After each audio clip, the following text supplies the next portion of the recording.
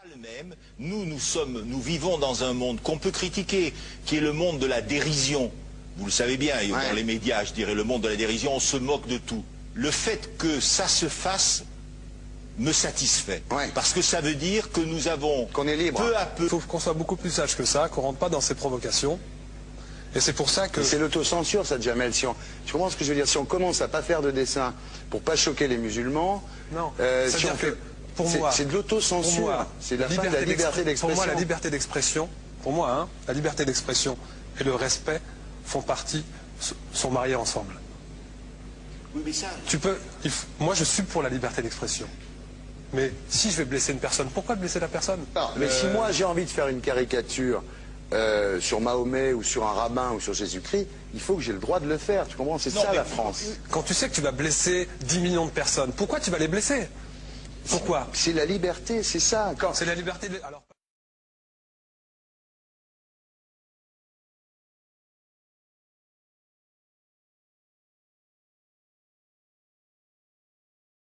Non, mais vous pensez pas que c'était à vous de vous excuser, non? En disant le sketch n'était pas très drôle, je suis désolé si j'ai blessé des gens, voilà, excusez-moi, voilà, c'est une connerie. C'est mon travail.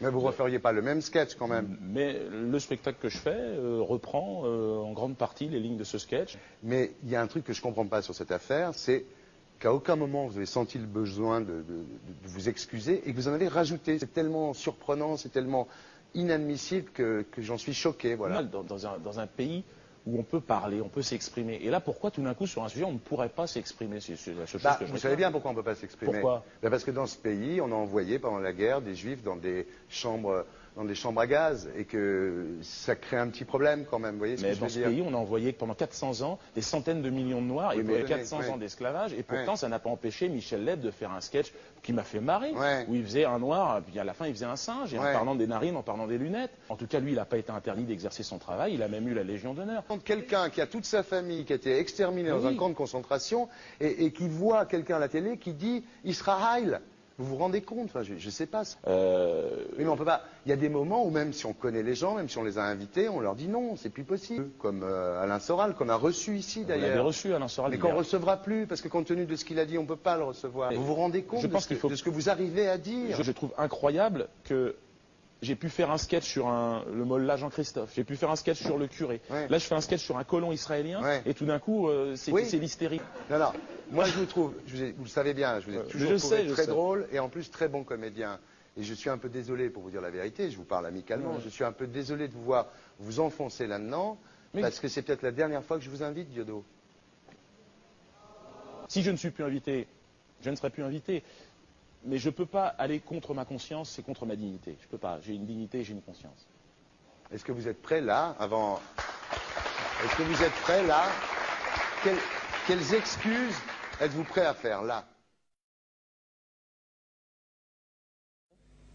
Et c'est pour ça que... C'est l'autocensure, ça, Jamel. Tu comprends ce que je veux dire? Si on commence à pas faire de dessin pour pas choquer les musulmans... Non, c'est de l'autocensure. C'est la fin de la liberté d'expression. Pour moi, la liberté... Et là, pourquoi tout d'un coup, sur un sujet, on ne pourrait pas s'exprimer? C'est la seule chose que je Vous savez bien pourquoi on ne peut pas s'exprimer. Pourquoi? Parce que dans ce pays, on a envoyé pendant la guerre des juifs dans des chambres à gaz et que ça crée un petit problème quand même. Vous voyez ce que je veux dire? D'accord, mais si moi j'ai envie de faire une caricature sur Mahomet ou sur un rabbin ou sur Jésus-Christ, il faut que j'ai le droit de le faire. Tu comprends? C'est ça la France. Quand tu sais que tu vas blesser 10 millions de personnes, pourquoi tu vas les blesser?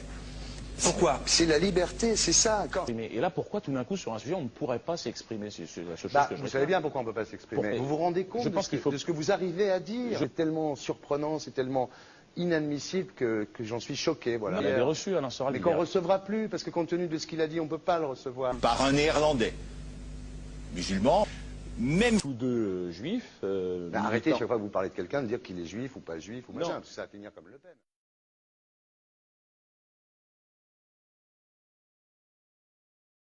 Alors, pas de poids, de mesure. La liberté pour tout le monde.